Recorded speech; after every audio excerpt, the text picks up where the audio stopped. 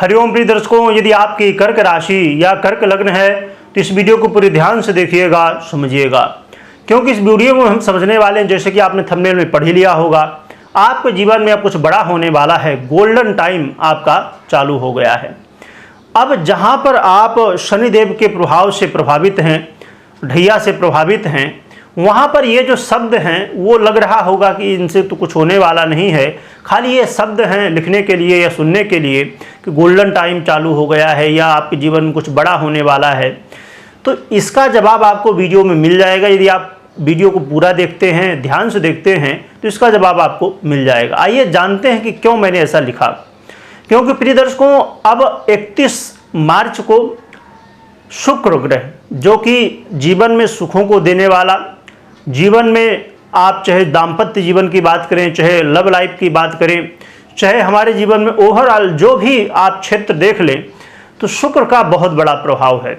हर व्यक्ति आज के समय में सुंदर दिखना चाहता है। हर व्यक्ति चाहता है कि अब आजकल तो अब मैं कई बार देखता हूं तो ऐसे बहुत सारी वीडियो होती हैं जो कि टिप्स होती हैं जिन पे ब्यूटी की, कि आप ऐसा दिख जाओगे, वैसा दिख जाओगे, तो लोग बहुत देखते हैं। और कई लोग तो मंत्रों का भी प्रयोग करना चाहते हैं आकर्षण के लिए।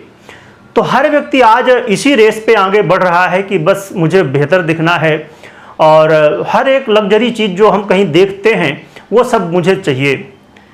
तो कई बार हमारे जीवन में मौका मिलता है, बस हमें मालूम नहीं होता, तो हम उसका उपयोग नहीं कर पाते हैं। इसीलिए ये समय है प्रिय दर्शकों कि बहुत कुछ किया जा सकता है ढैया के बावजूद भी। क्योंकि प्रिय दर्शकों, शुक्र अपना 31 मार्च को जब राशि परिवर्तन करेंगे, ये मीन राशि में गोचर करना प्रारंभ करेंगे। ये देवगुरु बृहस्पति की साधारण राशि है। यहाँ पर शुक्र उच्च के हैं और ये 24 अप्रैल तक रहेंगे। 31 मार्च से 24 अप्रैल, लगभग 25 दिन का समय रहेगा ये। परंतु यहाँ पर कुछ विशेष स्थितियाँ भी बन रही हैं, उनके तरफ भी मैं आपका ध्यान आकर्षण करना चाहूँगा। अब यहाँ पर शुक्र के साथ सूर्य से लेकर केतु पर्यंत हर एक ग्रह कहीं ना कहीं कनेक्ट हो रहा है। अब सूर्य की युति होगी देवगुरु ये बृहस्पति की राशि में, पहले से ही विराजमान है मीन राशि में सूर्य, और राहु भी यहाँ पर विराजमान है। चंद्रमा भी 7 अप्रैल से लेके 9 अप्रैल के बीच में शुक्र के साथ युति करेंगे। मंगल की बात करें तो मंगल जो है, तो अब जैसे मैंने बताया कि 24 अप्रैल को शुक्र यहाँ से राशि परिवर्तन करके मेष राशि में चल जाएंगे, परंतु 23 अप्रैल को ही मंगल आ जाएंगे मीन राशि पर। तो लगभग 24 से 27 घंटे का लगभग एक समय होगा जो मंगल और शुक्र की युति होगी। फिर अब हम मंगल के बाद बुध की बात करें तो बुध के नक्षत्र में गोचर करेंगे, क्योंकि ये जो मीन राशि है प्रिय दर्शकों, ये रेवती नक्षत्र आता है इसके अंदर मीन राशि के, तो यहाँ पर बुध के नक्षत्र पे गोचर करेंगे। बृहस्पति की राशि में भी हैं और बृहस्पति के नक्षत्र में भी गोचर करेंगे, और शनिदेव के नक्षत्र में भी ये गोचर करेंगे, और साथ में राहु की हमने बात कर ही ली। और केतु की बात करें तो केतु कन्या राशि में इस समय विराजमान है और सीधी दृष्टि शुक्र के ऊपर डालेंगे। तो देखा जाए तो 9 के 9 ग्रह प्रिय दर्शकों शुक्र से संबंध बना रहे हैं, इसीलिए ये जो परिवर्तन है बहुत खास हो जाता है। आइए समझते हैं कि इसका परिणाम आपको क्या मिलेगा। प्रिय दर्शकों, आपके जीवन में अब शुक्र इसलिए बहुत महत्वपूर्ण क्यों हो जाते, मैं बता रहा हूं कि आपके आय भाव, पैसा का जो भाव होता है ना, मनी का, जिसके लिए हर व्यक्ति सुनते ही खुशी आ जाती, जैसे मेरे चेहरे में खुशी आ गई, तो ये आय भाव के अधिपति होते हैं, साथ में सुख भाव के अधिपति। मैं अभी बताया ना कि सुखों में वृद्धि होगी। और विराजमान कहाँ पर हैं, अभी गोचर करते हुए आपके भाग्य भाव में बैठे हैं, इसलिए बेहद महत्वपूर्ण। और भाग्य भाव में बैठ के सीधी दृष्टि आपके कहाँ पर डालेंगे, पुरुषार्थ पर।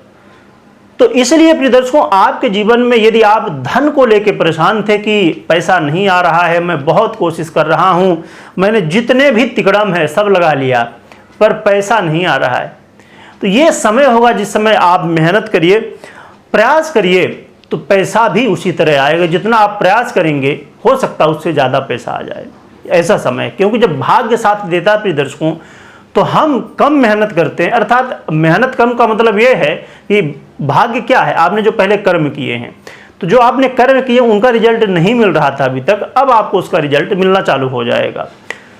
तो धन की समस्या पूरी तरह से देखा जाए तो अब दूर होने वाली है।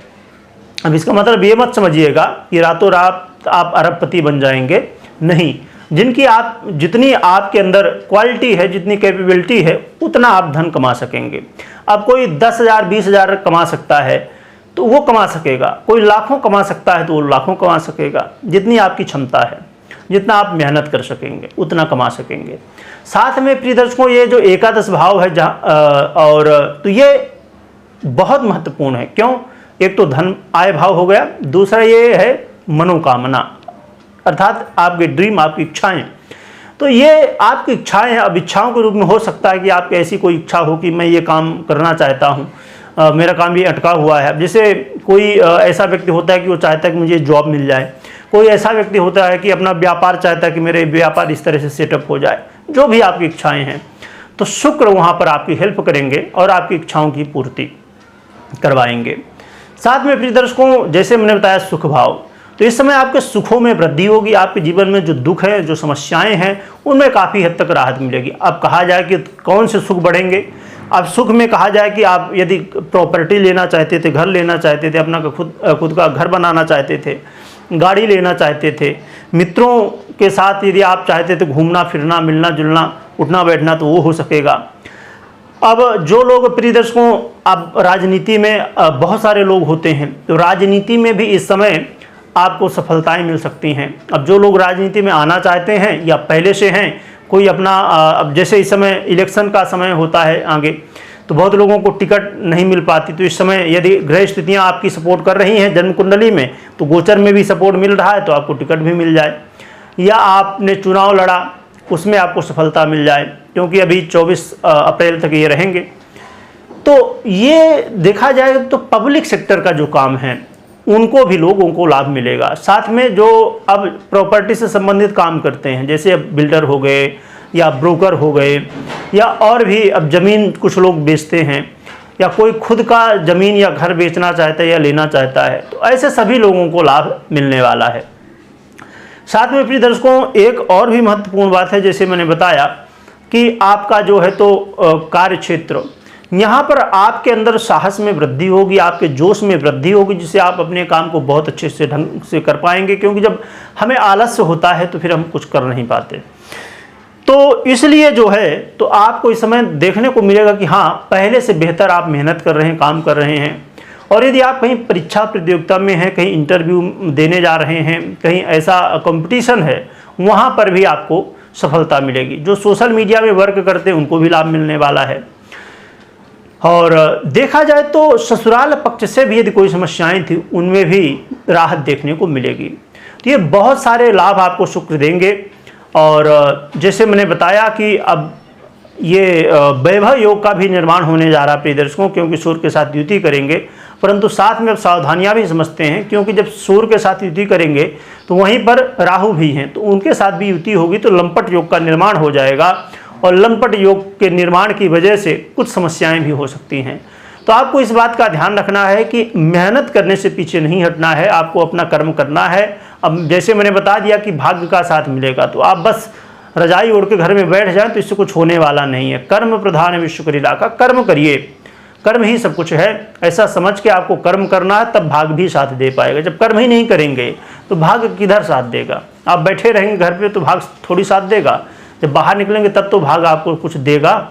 तो इसलिए कर्म करिए। और साथ में प्रिय दर्शकों, आपको इस बात का भी ध्यान रखना है कि जल्दबाजी तो ठीक है, जोश तो ठीक है आपके अंदर रहेगा, परंतु जोश के साथ होश भी रहे। ऐसा नहीं कि जल्दबाजी में पता चला कि कुछ गड़बड़ कर गए।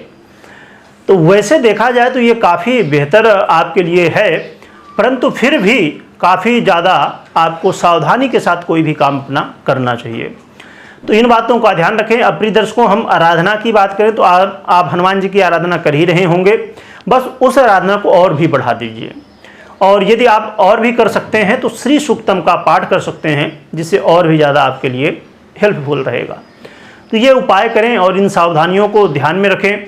और साथ में प्रिय दर्शकों, अपनी जन्म कुंडली में जरूर चेक करने में हमेशा बताया करता हूँ कि अब जैसे यहाँ पर हमने शुक्र के बारे में बात की, तो आप शुक्र को जरूर चेक करें। साथ में और भी अन्य ग्रह की जो युति या स्थिति बन रही है उन्हें भी चेक करना चाहिए, दशाएं भी चेक करना चाहिए, या तो अपनी कुंडली का विश्लेषण करवा सकते हैं। क्योंकि देखिए, स्वतंत्र रूप से ना तो गोचर अपना प्रभाव दे सकता है, ना स्वतंत्र रूप से आपकी जन्म कुंडली दे सकती है।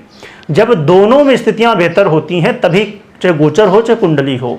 कई बार आप जैसे कुंडली अपनी बनवाए और आपने दिखाया तो पंडित जी ने बताया कि आपकी कुंडली में ये बड़ा राजयोग है, ये राजयोग है, वो मतलब कई राजयोग जैसे उन्होंने बताया, तो आप सोचते हैं कि बहुत अच्छा है चलो, पर आगे चल के जीवन में ऐसा लगता है कि यार राजयोग तो हैं पर कुछ अच्छा हो नहीं रहा, बहुत समस्याएं तकलीफ है। उसका कारण कई बार देखिए, मैं यहाँ पर थोड़ी समय लगेगा आपका, पर बता दूँ तो ये कन्फ्यूजन दूर हो जाएगा यदि किसी के मन में रहा होगा कि अब जैसे मैं यहाँ पर बात किया मालव्य योग की, कर्क राशि के लिए नहीं बन रहा है पर कुछ राशियां हैं जिनके लिए बन रहा है, जैसे मिथुन के लिए बना मालव्य योग का निर्माण हुआ है।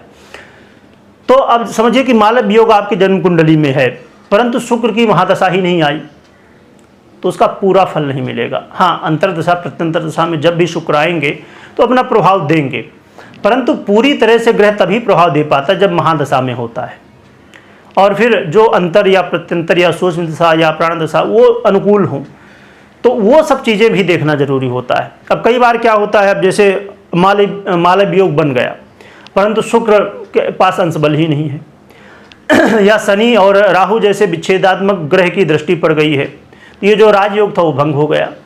तो ऐसी कई सारी स्थितियां होती, इसलिए जन्म कुंडली और ये गोचर दोनों को देखना समझना बेहद जरूरी होता है। तो कमेंट में जय बजरंगबली लिखिएगा और जय माँ लक्ष्मी भी लिखिएगा, और लिखने के साथ बोलिएगा भी। वीडियो देखने के लिए बहुत बहुत धन्यवाद।